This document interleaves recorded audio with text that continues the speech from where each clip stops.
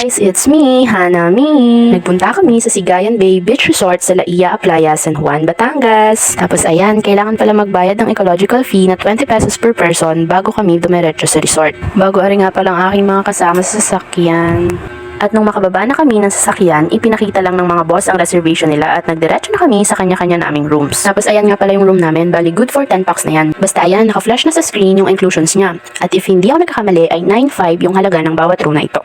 Bali 3 rooms nga pala ang pinareserve ng aming mga boss. Bago narinig ko'y kakain na daw ay di ako'y pandalas lumabas. Abay syempre, di tayo papahuli sa kainan. Ang kinuha ko nga pala ay kanin, pansit, adobo at bopis. Abay nilat ko na, di na lang kasya sa plato ko ang dessert kaya sabi ko ako'y babalik na lang. Char! After kumain, niyaya ako ng mga ate na pumunta sa dagat. Bago pinahiram niya nga pala ako ng monopod at hindi handa ang vlogger na ari ay basta na makabidyo buti na lang at supportive ang aking mga pinsang ito. Bale medyo malayo nga pala yung room namin sa dagat kaya talaga namang hingal ka bago makatampisaw. Char! Bago ayan, bumili si Marian at Ate Claire ng waterproof na phone case na tumataginting na 100 pesos each yata. Ay aba naman, 20 plus lang yun sa Shopee. Ay di yun, dumiretso na kami sa dagat. Low tide nga pala ng mga oras na yan kaya kahit malayo na narating namin ay hanggang tuhod pa lang ang tubig. Tapos kami nagkayayaan na bumalik gawa sabi ng Ate Clarice ay ililibre niya daw kami ng entrance sa swimming pool. Abay sino ga naman ako para tumanggi. Bale 100 pesos each nga pala yung entrance doon tapos yung pool ay katapat lang ng rooms namin. Bago ayan, may kinakabit na ganan sa'yo para makapasok ka sa pool. Kaya nung kami makabitan noon ay di kami patikar na papunta sa pool. Bago bawal pala ang denim short ay di ako'y lumbay at sayang ang outfit. Char! Ay di ako'y nagpalit muna ng short. Bago bumalik na uli ako sa pool at ako'y lumubog na bago hindi nga pala ako makalayo gawa ng baka mawala ang aking cellphone. Bago ako'y binidyohan na lang ni Marian, abay salamat naman po. Bago syempre nag-aalboroto na ang dragon sa aking tiyan kaya ako'y umahon na at kumain muna. Pagkatapos ko kumain, pumasok ako sa kwarto at hinanap ko ang mga marites. Abay dumayo lang pala ng higa dini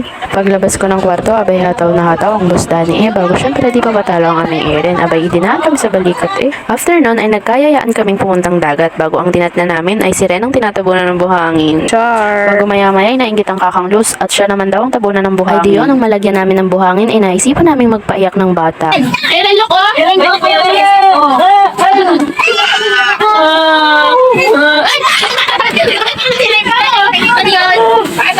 Sabi na babang. Parang kung kaya mawawala na yung lula ay tinatapo na lang. Yeah. Ano sasabi mo sa inay? Dayo, dayo. Jayo, jayo. Pigit na pigit. Oh. Dayo. Dayo.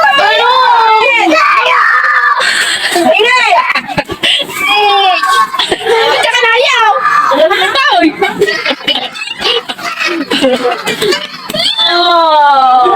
Ano yan? Ang sumingan. Bago pagkatapos namin busitin si Erin, ay di tinuloy na namin ang pagtabo ng buhangin sa kakang. Bago nung kami makatapos na, ay siya naman ang aming binuwisit. Sabi namin ay siya, iwanan ka na namin pero hindi din naman nakatiis ang mga apo Hindi kami umuna na ng mga marites at sila daw ay magbabanlaw. Hi, what's your name?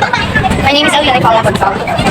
Iniwanan ko na nga pala ang mga marites at dito na ako sumabay sa aking mga pamangkin. Bago kami ay bumalik na sa aming mga lungga, bali nasa second floor nga pala kami nagstay. Abay mayaman, char! Ayan yung view nung ako'y makaakyat na. Bago syempre, focus tayo sa goal kaya kakain na naman tayo. At ayan, shoutout nga pala kay Patrick at kay Marian. Bago pagkatapos ko kumain ay di ako'y pumasok na sa kwarto. Maya-maya nilamig na ako kaya ako'y nagbanlaw na at nagbihis na. Tapos ayan na ang thunder, tambay na din sa kwarto at mga pagod na. Bago dinayo kami ng hunta ni Boss Danny tsaka ni Madam Lorna na may dala pang plitong saging ay aba naman kami pa pinagsilbihan talaga. Napakabait naman talaga ng dalawang taong yan. Kahit malayo nang narating ay never nakalimot. Aba ay sana all na lang. Char! Bago ayon, pagkatapos namin manginain ay kami tumulog na. Tapos nung bandang 12:44 ng madaling araw ay kami nagising ng inay at naliyok na ang aming tiyan. Ay di kami naghalininan sa CR bago maya-maya nagsisunodan na ang mga kasama namin sa kwartong yun. Yun pala na may lahat kami nagtatay na. Diyos ko, day! Ay di yun, mga alas 4 na ata kami nakatulog. Bago nung bandang 6 AM ay nangalampag naman ang Kuya Jukno gamit ang kaldero yata yun. Ay di yun, gising ang diwa namin kainaman na wala na kaming maayos na tulog. Ay di kami bumangon na at nagkape na laang tapos kami pumunta na sa dagat at nadoon na daw ang mga tropa. Char! Bago kami hindi na din nagtagal at bumalik na uli kami sa aming lungga para kumain ng almusal. Nung kami makakain, nagpahinga lang kami tapos nagkayayaan na naman papuntang dagat. Ay di ako nagbihis na at aaura na ang beshi nyo pero ako'y alanganin pa sana pumuntang dagat at naliyok na naman ang aking tiyan pero ako'y di nagpatinag at talagang sayang ang outfit. Char! Ay di yun, ako'y nagtampisaw laang at di ako makakalubog gawa ng aking cellphone. Kaungasan baga naman ang vlogger na ari. Hindi man lang bumili ng waterproof na lalagyan Ay di yun, dinala ko muna sa aming lungga ang aking cellphone nang ako'y makapag-swimming na. Tamang-tama naman si Marian ay papunta na ding dagat ay di sa kanya na lang ako nagpa-video. Bago hindi na nga din ako nakatagal sa dagat at talagang naliyok na naman ang aking tiyan, tinatawag na ako ng inang kalikasan. Charis! Ay di ako'y patikar na sa aming lungga. Bago ako'y diretso ligo na at maya-maya ngayon uuwi na din naman kami. Tapos ayan, nung pauwi na kami, hindi na ako nakapag-video dahil nakatulog na din ako sa biyahe. Bali, nung makaarating na kami sa amin, nagpaalam na kami sa mga Bolakenya dahil sila ay luluwas na din kaagad. Ay di yun, tapos na. Bye-bye!